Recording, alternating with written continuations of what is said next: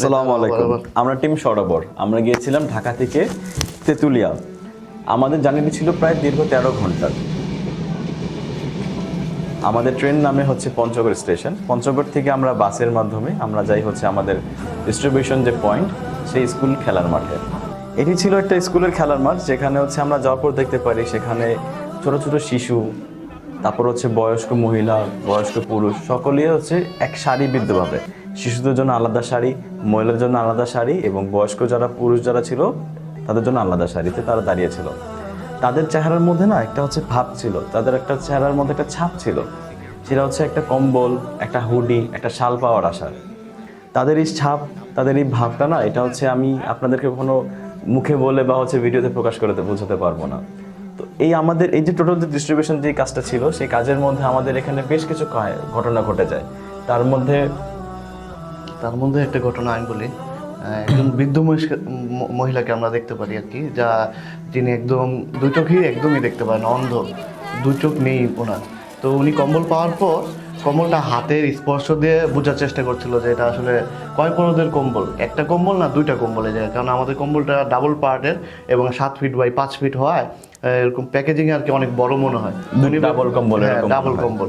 তো উনি ভেবেছে হয়তো বা 2টা পাতলা কম্বল কিংবা 3টা পাতলা কম্বল হবে। তো উনি আশেপাশের মানুষকে জিজ্ঞেস করছিল যে এখানে আসলে ভাই কয়টা কম্বল আছে। তখন আমি এগিয়ে গিয়ে আর কি ওনাকে বললাম যে এটা আমাদের ডাবল পার্টের একটা কম্বল, যেটা আপনাদের জন্যই আর কি তৈরি করা। কারণ উত্তরাঞ্চলে প্রচণ্ড শীত পড়ে, যেটা আসলে পাতলা একটি কম্বল দিয়ে আসলে এটা শীতটা নিবারণ করা, দুটো দিলেও এখানে কভার করা যায় না। তো আমাদের যে কম্বল যেগুলো থাকে সেগুলো হচ্ছে যেহেতু 2 পরদের কম্বল, ভারী কম্বল, তো উত্তরবঙ্গের জন্য বেস্ট একটি কম্বল এটা। তাছাড়া যখন শিশুরা যখন তাদের কাঙ্ক্ষিত হুডিগুলো পেলো, তাদের চেহারার যে হাসি এবং তাদের যে খুশি, সেটা হচ্ছে আপনারা আমাদের কিছু ক্লিপস আছে বুঝতে পারবেন। এরপর আমরা আমাদের সেই ডিস্ট্রিবিউশন মাঠ থেকে আমরা চলে যাই হচ্ছে একটা মাদ্রাসায়, যে মাদ্রাসায় এর আগে আমরা কখনোই এই কম্বল বা শাল কিছুই দেইনি, ইভেন হুডিও দেইনি। তো সেই মাদ্রাসায় প্রায় বেশ অনেকগুলি ছোট ছোট শিশুরা ছিল, যারা হচ্ছে হুডিগুলো পেয়ে তারা খুবই আনন্দ হয়েছিল। এত আনন্দ হয়েছিল যেটা হচ্ছে ভাষায় প্রকাশ করা আমার জন্য সত্যি খুব কঠিন। আসলে আমরা শুধুমাত্র একটি মাধ্যম আমাদের এবং এই অসহায় অসুবিধা বঞ্চিত মানুষের মাঝে। আপনাদের ক্রয় করা কম্বল, শাল ও হুডি আমাদের কাছে একটি বড় একটি আমানত। সেই আমানত যেন যথাযথ ও যোগ্য মানুষের কাছেই পৌঁছে তা নিশ্চিত করা হচ্ছে আমাদের এবং টিম সরোবরের দায়িত্ব।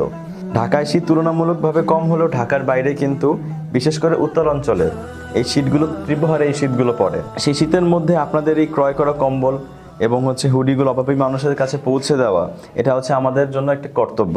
তাই আসুন অন্তত একটি তারা আমরা জ্বালিয়ে রাখি।